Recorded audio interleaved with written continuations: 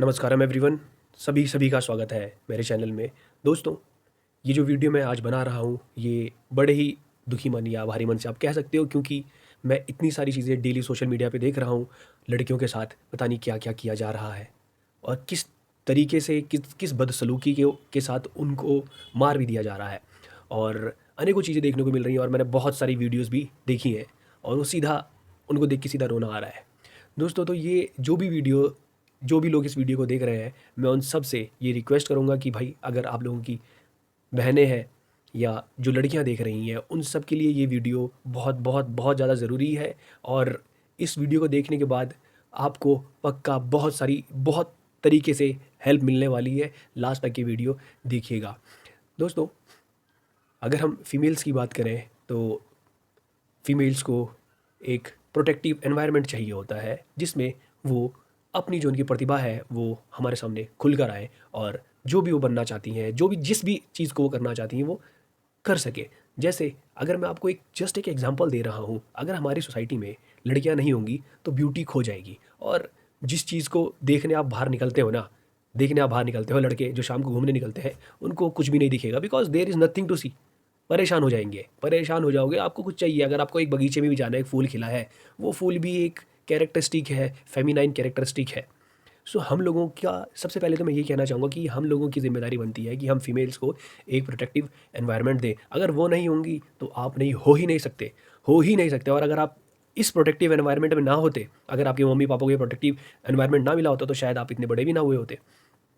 तो इस चीज़ को हमने ध्यान रखना है। इसके अलावा दोस्तों, फीमेल्स को बहुत सारी चीज़ें जाननी ज़रूरी हैं। मैं आपको पहली चीज़, ये तो बहुत सिंपल चीज़ है कि आपको अपने सेल्फ डिफेंस के लिए कुछ ना कुछ चीज़ें सीखनी ही चाहिए। दोस्तों, वेट करिएगा, वीडियो को ख़त्म होने तक देखिएगा। मैं आखिरी में कुछ चीज़ें ऐसी बताऊंगा जो आपको कहीं पर भी सुनने के आज तक नहीं मिली होंगी, और ये मेरे लिए लिविंग एक्सपीरियंस है और हज़ारों हज़ारों लोगों के लिए लिविंग एक्सपीरियंस है।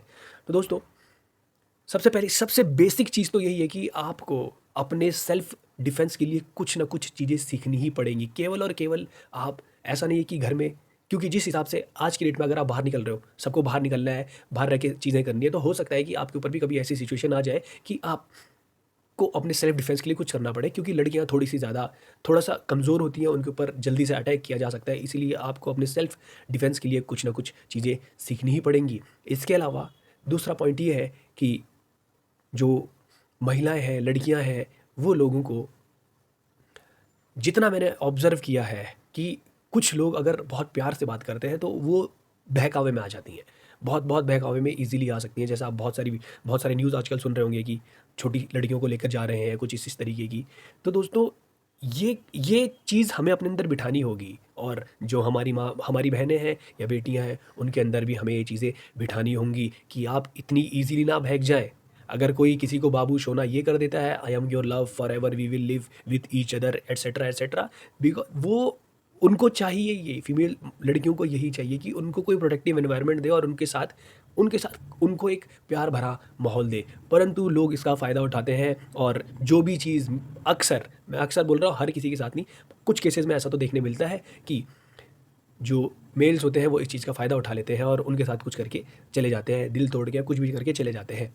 तो आप इस चीज़ को भी ध्यान रखें, अपनी अवेयरनेस को बढ़ाने का भी काम करें, अवेयरनेस को इंक्रीज़ करें। हर एक चीज़ को केवल टोटली इमोशन के साथ ना जाएँ, आप अपने माइंड को डेवलप करने पर भी थोड़ा-सा काम करें। अगर आप ये काम नहीं करोगे तो आज की डेट में आप, हो सकता है कि बहुत सारे लोगों की का प्रे आप बन सकती हो, शिकार। वो शिकार ही हो रहा है, आप शिकार बन सकती हो। इसीलिए इस चीज़ को आपने ध्यान रखना है कि हम अपने मेंटल अवेयरनेस और शार्पनेस बहुत ज़बरदस्त होनी चाहिए। आप मेंटली, माइंड से भी काम लेना स्टार्ट करें, केवल इमोशनली नहीं, बिकॉज़ जिस तरीके से इस समय पर सिचुएशंस हो रही हैं, हम, ये तो वैसे हमारी कलेक्टिव रिस्पॉन्सिबिलिटी है, मैं मेल्स की ज़्यादा कहूँगा, कलेक्टिव रिस्पॉन्सिबिलिटी है कि हम लोग ऐसा एनवायरनमेंट क्रिएट करें कि फीमेल्स जो है वो फ्लरिश हो। ये हमारी रिस्पॉन्सिबिलिटी बनती है। बट फीमेल्स को अपने लिए कुछ करना है। आगे चल के हम तो ज़रूर इस डायरेक्शन में काम करेंगी। फीमेल्स अपने लिए ये देखें कि मुझे इमोशनली किसी चीज़ की तरफ नहीं जाना है। आप बह जा रहे हो, मैं बचपन से देखता हुआ आ रहा हूँ, चीज़ों को एनालाइज़ करता हुआ आ रहा हूँ, आप बह जाते हो इमोशन के साथ। इतना जल्दी नहीं बहना है, जब तक आप 100% श्योर नहीं हो, you don't go into it. आपको नहीं जाना है, बिल्कुल भी नहीं जाना है, बिकॉज़ फिर जब आपको वो चीज़ दिल से, आप उसको दिल से बड़ा लगा के रखते हो और जब वो आपके सामने बिगड़ती है, तो बहुत सारे लोग, बहुत सारी लड़कियाँ उसको झेल नहीं पाती, बिल्कुल डिप्रेशन में चले जाती है, कुछ लोग तो सुसाइड कर लेते हैं। तो इस चीज़ से भी बचें, अपनी मेंटल अवेयरनेस को, मेंटल एक्टिविटी को भी इंक्रीज़ करें, इन द सेंस कि आप केवल इमोशंस में ना बहें। इमोशनली नहीं बहना है, नहीं बहना है, नहीं बहना है, नहीं बहना है। ऐसा बहुत सारे केसेस में देखने को मिल रहा है कि आप इमोशनली बह जाती हैं और फिर आपके साथ चीज़ें घटित हो जाती हैं। इसके अलावा एक चीज़ मैं और देखता हूँ कि ज़रूरी नहीं है कि हर कोई आपके साथ फिज़िकली कुछ चीज़ें, मतलब आपको मारे या कुछ ऐसा करे। ऐसा हो सकता है कुछ लोगों ने रिलेशनशिप बनाया, उसके बाद वो गायब हो गए। ओके, अब अब जो जिसको छोड़ के वो लड़का गया है, उसके मन में केवल यही था कि मैं इनके साथ फिजिकल रिलेशनशिप बनाऊंगा और चले जाऊंगा। वो करके चला गया। अब ये लड़की बेचारी उसके पीछे भाग रही है कि तू मुझसे शादी कर ले, मुझसे शादी कर ले, मुझसे शादी कर ले।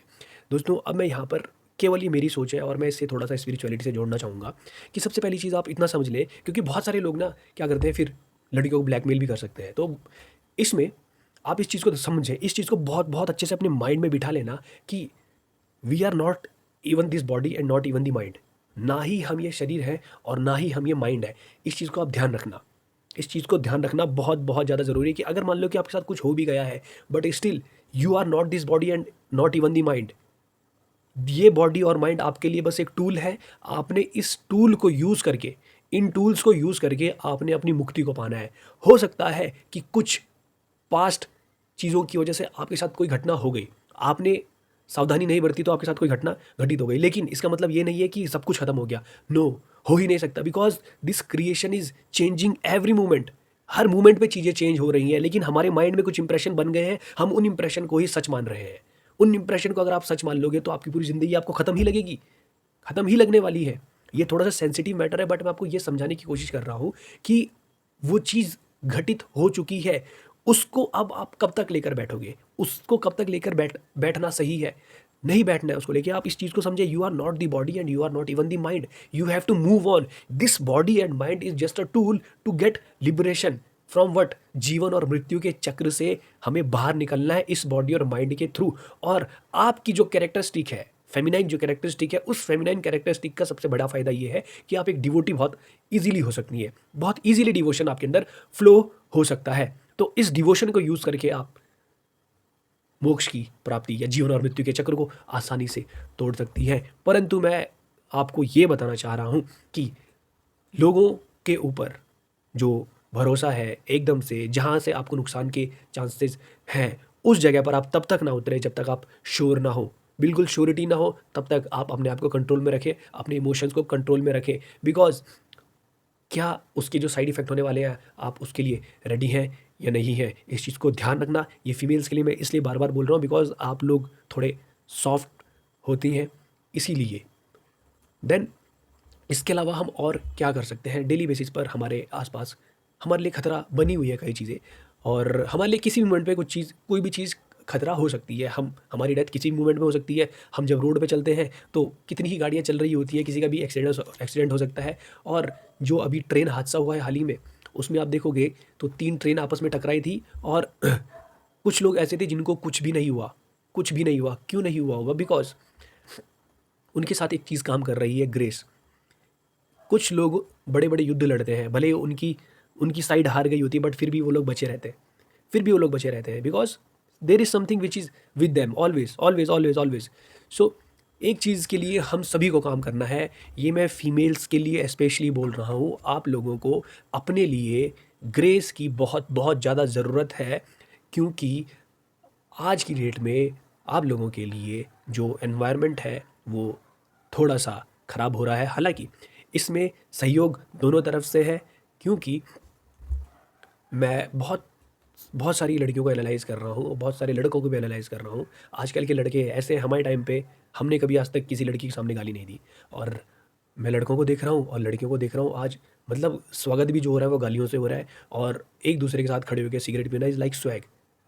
सिगरेट पी रहे हैं खड़े होके, स्वैग है बस। ये this is not the equality we want. अगर वो गलत चीज़ कर रहा है, आपको उस चीज़ में इक्वलिटी चाहिए। आज से पहले तो मैंने ये देखा था कि अगर कोई नशेड़ी होता था, कोई कोई सिगरेट पी रहा है, कुछ कर रहा है, तो उनको लड़कियां चीज़ें छुड़वाती थी।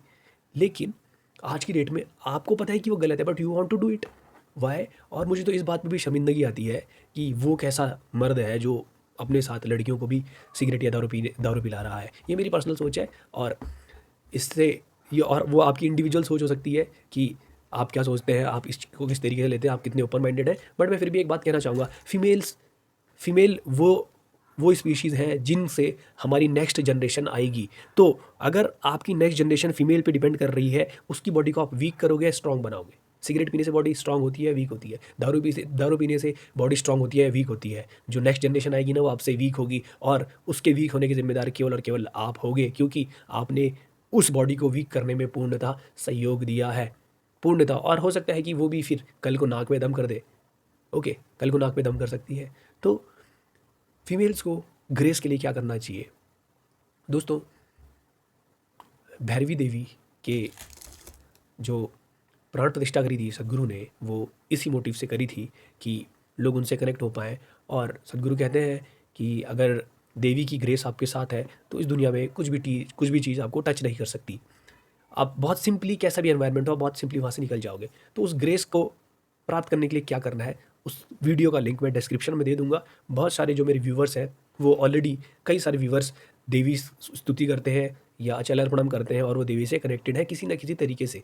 लेकिन मैं हर किसी लड़की से यही कहना चाहूँगा कि आपके जीवन में कुछ, आपके पास इस तरीके से कोई कोई ऐसी शक्ति होनी चाहिए जिसके साथ साथ आप कनेक्टेड है, कनेक्शन फील है, और कहीं ना कहीं पर वो आपको प्रोटेक्शन दे रही हैं या दे रहे हैं। एक कनेक्शन होना चाहिए, ये ग्रेस की अति अति आवश्यकता है आज की डेट में। ओके, इसके अलावा एक और चीज़ मैं आप लोगों को बोलूँगा कि हमारे बॉडी और माइंड में बहुत सारे कंपल्शंस होते हैं। इन कंपल्शंस को भी तोड़ने का एक तरीका है जिसे हम कहते हैं योगा।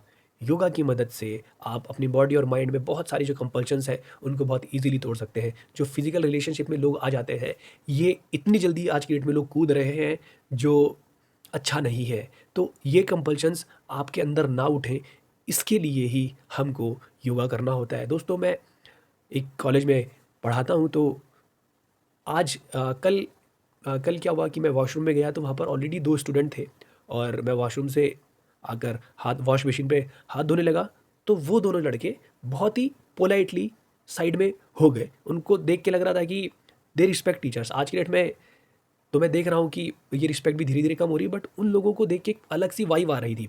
तो थोड़ी देर में जब मैं हाथ हाथ धोने लगा, तो उनमें से एक लड़के ने बोला कि सर, आप क्या वहाँ रहते हो? तो मैंने थोड़ा-सा याद किया, और फिर मैंने कहा, हाँ, मैं तो वहीं रहता। तो उन्होंने मुझे कहा कि सर, हमने आपको योगा करते हुए देखा है छत पे। तो मैंने कहा, हाँ, देखा होगा। फिर मुझे भी पता चल गया कि मैंने उनसे पूछा कि तुम लोग कहाँ रहते हो? तुमने मुझे कैसे देखा? तो उन्होंने बताया कि हम यहाँ रहते हैं। तो जहाँ पर मैं रहता हूँ उसके जस्ट सामने बिल्कुल 2 लड़के मुझे रोज़ सुबह योगा करते हुए छत में नज़र आते थे। तो ये वही 2 लड़के हैं जो योगा करते हैं, और इन्होंने मुझे बताया कि इनके स्कूल में योगा सिखाया जाता था, और वो वही योगा रोज़ करते थे। उन लोगों को देख के मुझे भी अच्छा लगता था कि वो योगा कर रहे हैं, बहुत अच्छा लगता था। तो उनका एक अलग ही कंपोज़र था, एक अलग ही कंपोज़र था। उसको देख के बहुत खुशी मिली कि ऐसे भी लोग हैं।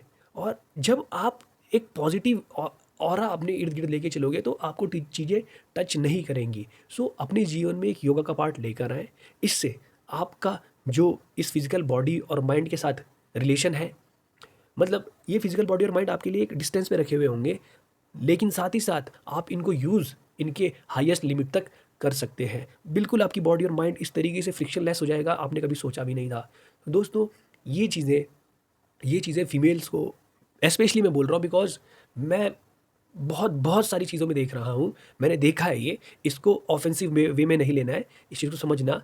मुझको ऐसा लगता है कि जो फीमेल्स हैं वो बहुत ज़्यादा सोचती हैं और छोटी-छोटी चीज़ों में परेशान हो जाती है, जिसकी वजह से उनके आस-पास रहने वाले जो लोग हैं, अगल-बगल रहने वाले जो लोग हैं, उनकी फैमिली में रहने वाले लोग हैं, वो भी थोड़े से परेशान हो सकते हैं।